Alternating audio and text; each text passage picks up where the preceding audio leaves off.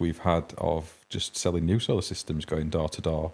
And there was a lady who we went out to see who'd signed up to a contract in her home that she felt pressured to sign. This salesperson wouldn't leave her house really until he'd got a signature on the contract. And even then, when she tried to get out of it, thinking you've got your 14 days period to cancel the order and such, I think she just got to that much at the end of her tether. She said, I'll just sign it and then I'll cancel it later. And had a right hoo-ha in trying to do that. And I think it very much is, maybe it's harsh on double glazing salespeople, but it traces back to that same mentality, I think, that it's all about commission, all about getting a sale, and you bend the truth and tell some big fat lies as well, just to get that money on the board. Yeah, and the issue is that if this sort of practice continues, which you're never going to eradicate, there'll always be those shady salespeople. There is, car salesmen get it, double glazing people get it. Basically, anyone that sells anything, there's probably been something not that clever done in that area at some point.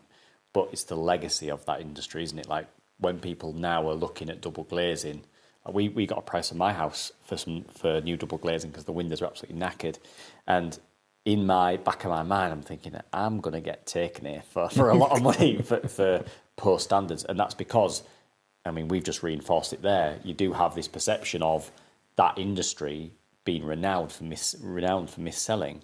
And there's probably still some of that goes on. But actually, that whole double glazing industry is kind of relaxed a little bit. It's not as pressure, everyone's starting up, everyone doing it. Like solar is kind of where everyone's starting up, everyone's just doing it now. And it's kind of like, do we want that legacy for the industry to be kind of like, oh yeah, solar, what an absolute rip-off that is?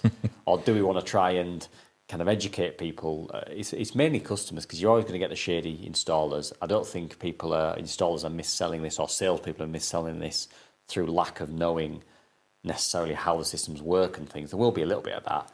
I think it's more now to go to customers and go, especially in the world of social media where the message can be sent out quite quickly, that look, just take your time with it.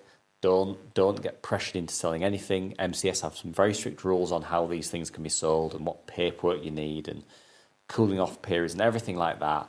And it's kind of not being pressure sold a system that is ultimately based on, you generating your own power. It's not based on you having a window. It's based on you generating your own power, storing your own power. It's electric. It can be dangerous. All this other sort of stuff.